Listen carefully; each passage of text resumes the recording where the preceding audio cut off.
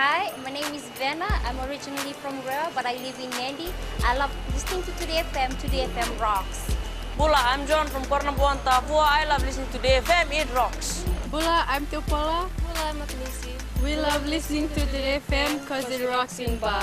Hola, my name is Tisa. I've been listening to Today FM. Today's hit music on Today FM.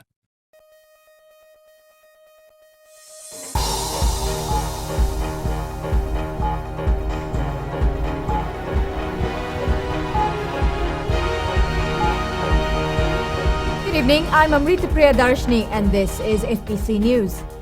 Tonight, Social Democratic Liberal Party needs $1.7 million for elections. Fiji Road Authority struggles with trespassers at Stinson Parade Bridge. And 14-year-old drowns while out swimming.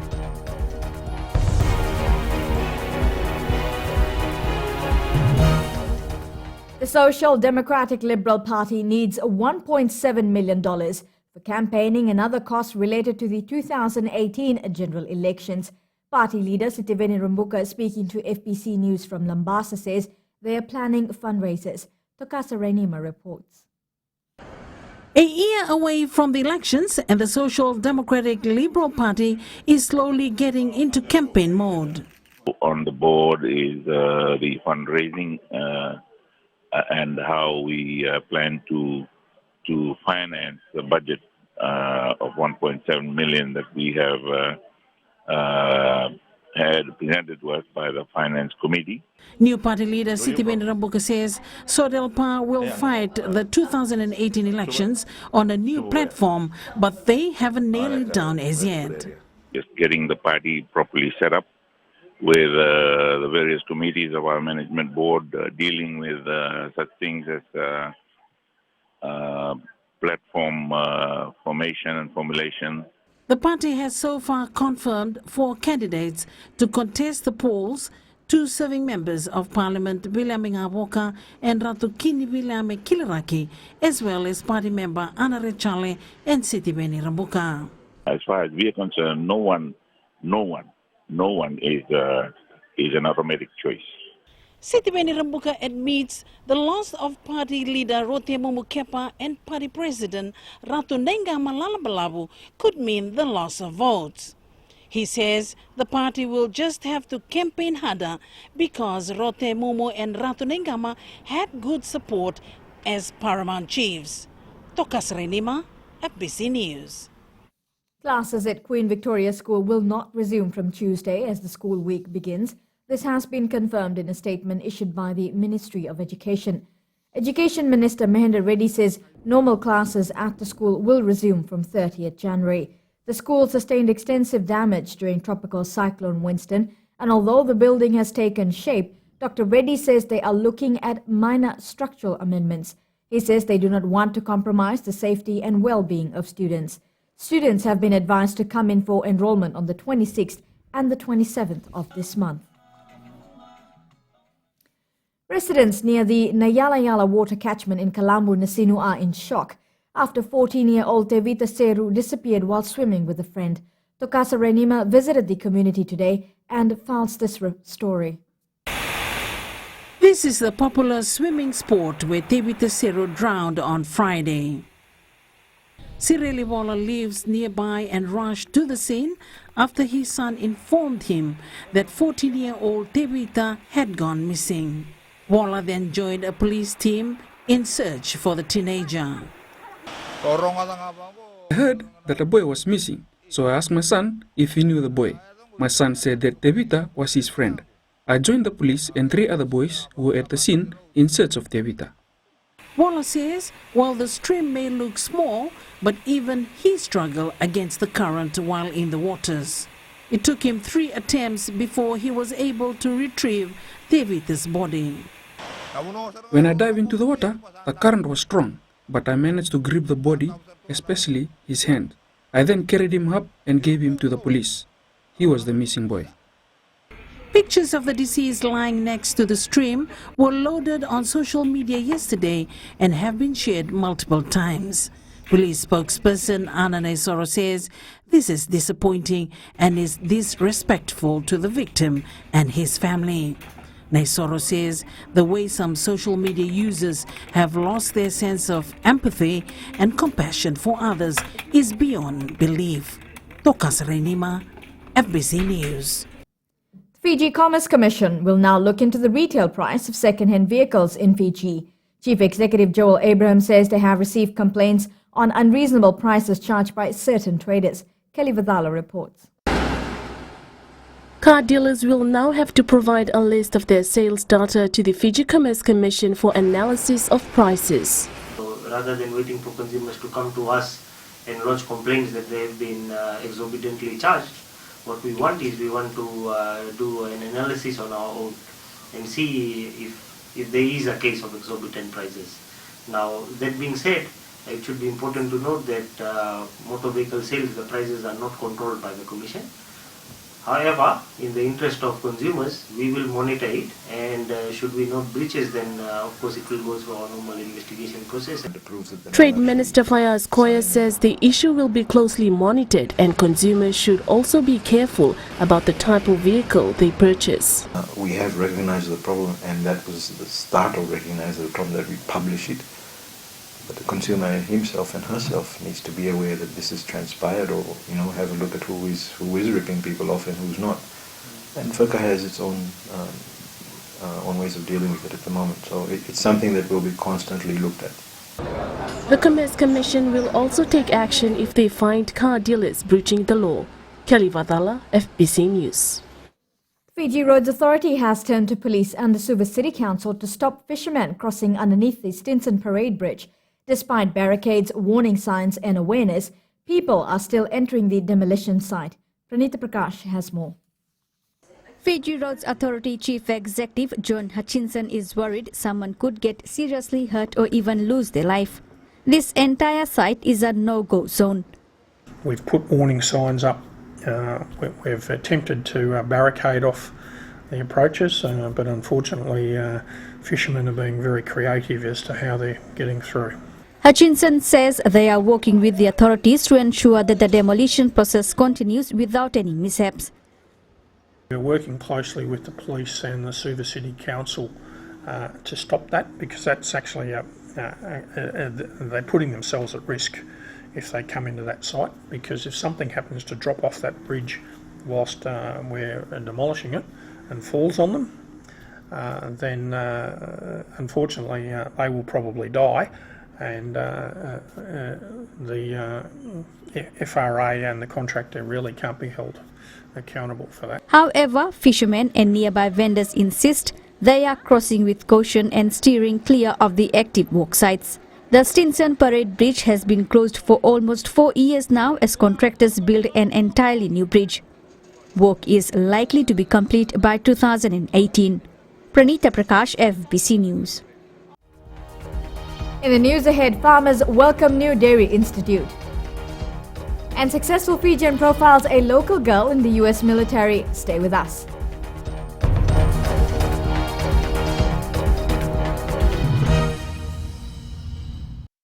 मेरा नाम कमल रोशनी है। हम लोगों में रहते हैं और मिर्ची एफएम सबसे बेस्ट स्टेशन है। हमारा नाम मेसी है, हम गोल्ड टाउन तापुआ में रहता है और मिर्ची इज हॉट इन तापुआ। Hi, we Bagels. We love Mirchi FM because it's hot. निवेश तावरा में रहता हूँ, सुनता है यहाँ मिर्ची FM is very hot. Mirchi FM, it's hot.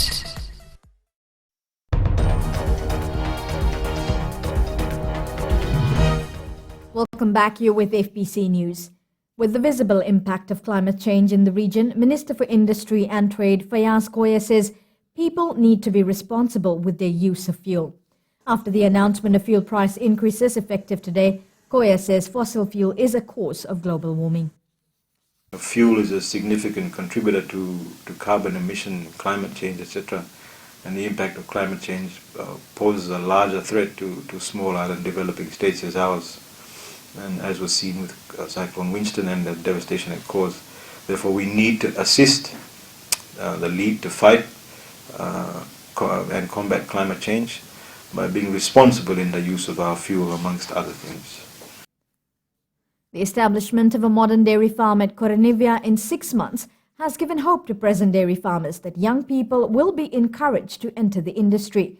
Dairy farmers believe the institute will enhance milk production and also change the minds of dairy farmers who want to move away.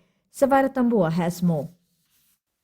The Ministry of Agriculture will set up the Fiji-New Zealand Dairy Development Program with help from the New Zealand government.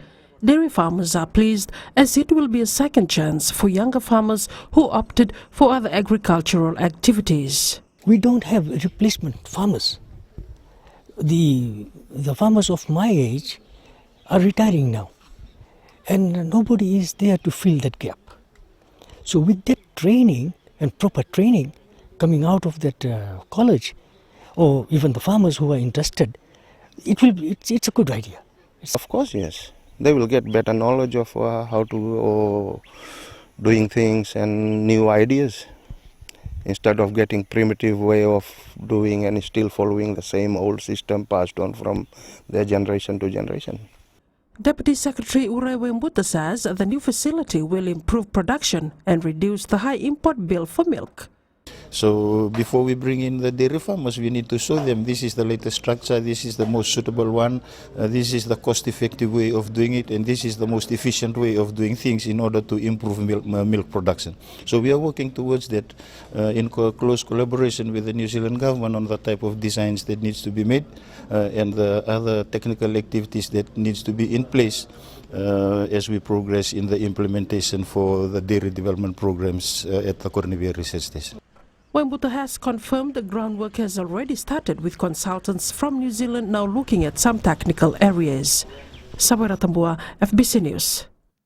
A new maintenance contractor is expected to be hired by the Fiji Roads Authority by the end of this month to look after streetlights.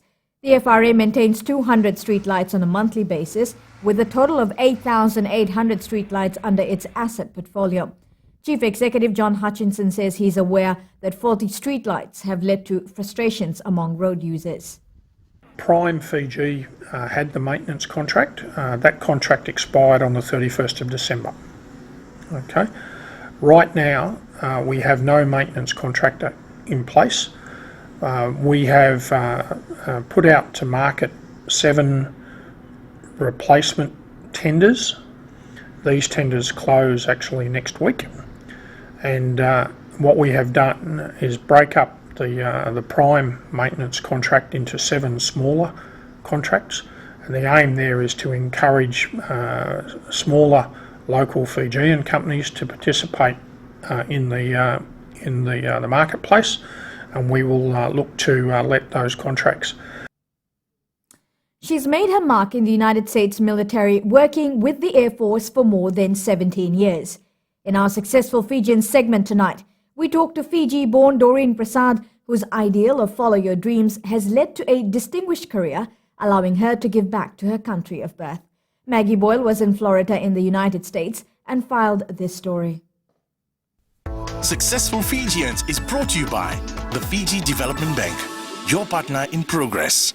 Leaving Fiji at the age of 16, Doreen Prasad, the then Ngātaboa High School student from Nandi, was destined to walk the unbeaten path. After 2 years of high school in Hawaii, she'd come to a crossroads. I graduated high school. My parents gave me the choice of going to college at University of Hawaii or probably eventually marry somebody in Fiji. And I didn't like neither one of those options. The self-confessed bookworm, Prasad chose to join the US Air Force, much to the concern of her parents at the time. My parents were not happy with my decision, but they accepted it. And they were more intimidated because I was a girl. And they didn't know if I was going to be capable of surviving through boot camp, and because I was more of a nerd in school. I was not athletic by no means.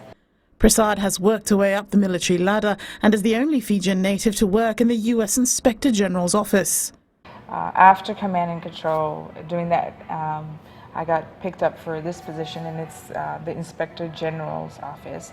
And our job is to make sure that The people in the military are doing what the regulations are stating that they do. We test their mission readiness, their capabilities, and we are also an avenue for other military members to file complaints, do investigations. With deployments across the world from the United States to the Middle East and Europe, the Inspector General has also found time to raise a family.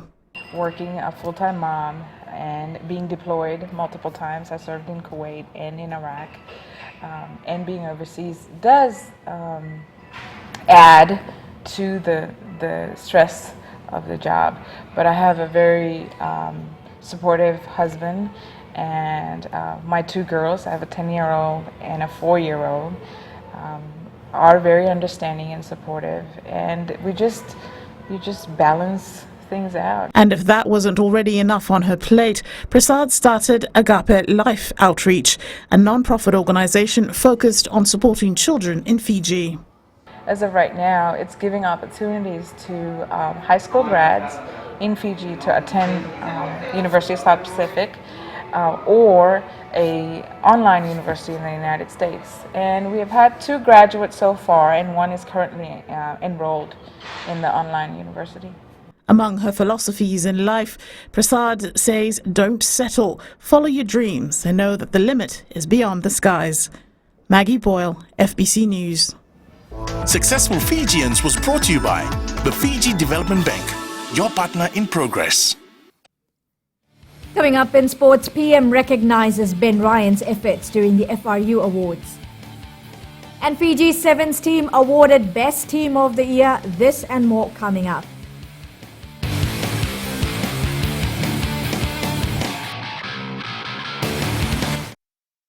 Na yavangunga andi moala rarada ranalika o tikonga na tauna singatoka ando talitaka na vakaronga na Bull FM number 2 na serre ya dora chubuli kurnambili iborani batukara hambara binanga do talitakina na vakaronga na Bull FM number 2 na serre Bull FM number 2 na serre.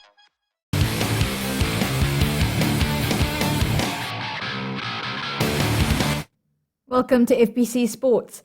Former Fiji Sevens coach Ben Ryan has been inducted into the Fiji Rugby Union Wall of Fame for exceptional leadership and dedication, in particular the gold medal win at the 2016 Rio Olympics.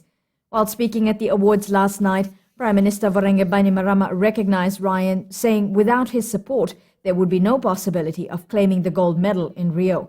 Ryan joined the Wall of Fame list alongside with Ratu Sir George Zakambau, Pio Bosco Tikoisuva, Apakuki, Tuitavua, and Barry Sweetman.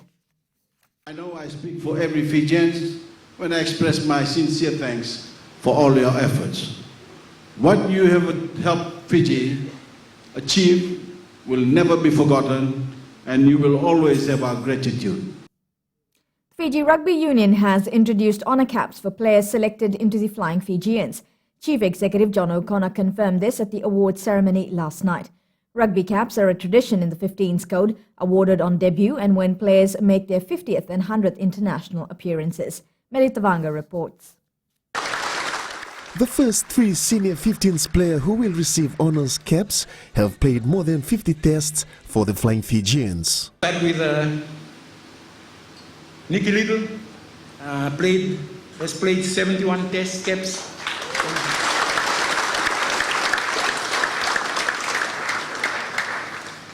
Akapu Singera played 50 test caps. He played his 50 tests, I think, against, and likewise Sunia Koto played his 50th test cap against England, but was not given a cap, so we honor and celebrate Sunia Koto's achievement. FRU Chief Executive John O'Connor revealed last night that former Flying Fijians based overseas pitched him the idea after the team beat Japan in France this year. I promised the players that we will address this and create a tradition and culture in honoring the players who will represent Fiji for the first time, and likewise those players who have played their 50 tests. O'Connor says the FRU will now begin the work in identifying who deserves the caps. In my meetings with Australian Rugby Union and the New Zealand Rugby Union, each player that has a cap has a number to his name. So we will do the research and also commence the tradition in Fiji in honoring our national reps going into the future. Also remembered last night were fallen heroes of Fiji rugby and those who helped develop the sport. Melitawanga, FBC Sports. The Vodafone Fiji Sevens team won the Best Team of the Year at the Fiji Rugby Union Awards last night. Captain Jose Colinisao says the recognition is an honor for the entire team. Melitawanga reports. Back-to-back titles in the World Sevens Series and our first ever Olympic gold medal bagged the Sevens team the highest sporting accolade. First of all, thankful for the Lord and thankful to Fiji Rugby for selecting the team to be the team of the year and going up against Nandronga in a strong team. But it just shows the hard work that we put through for the year 2016, and we're really privileged and honored to be named the Team of the Year. Colinisao, who also awarded the Best Sevens Player of the Year, says he will have to work even harder this year. Looking forward to defend our title series and get a win in Wellington and Sydney.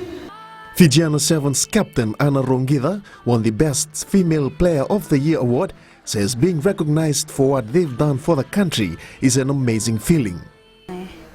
All the supporters out there have been supporting me and supporting the Fijiana team, and to our management and to our coaches too for being there for me and teaching me a lot of rugby things.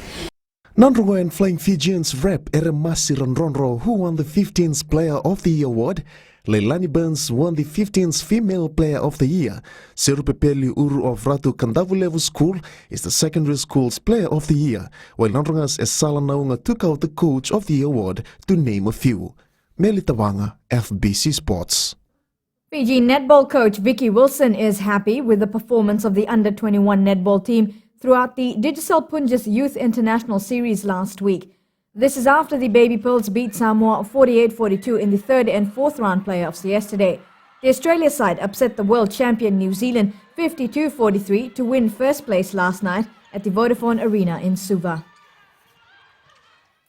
A first half strike from Michael McClinchy has helped the Wellington Phoenix to a 1-0 victory of the Central Coast Mariners in the A-League. In his first game back from injury, McClinchy found the back of the net early in the first period with a low driving shot from outside the box.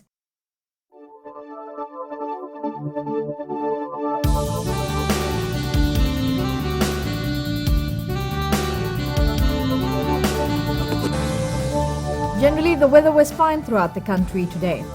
It was a hot day around the country with all centres recording temperatures in the low 30s.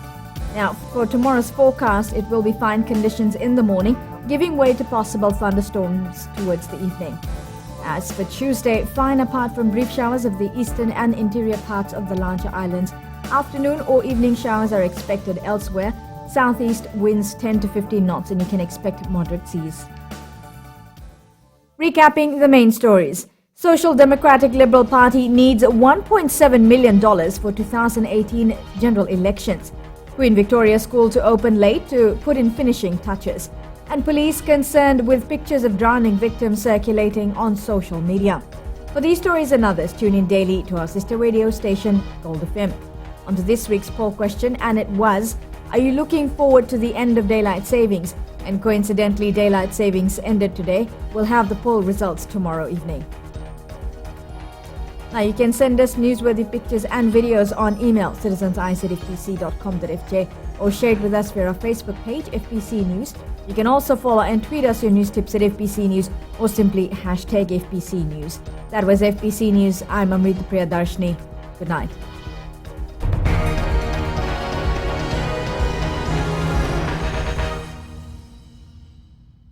Hola, we from Latoka.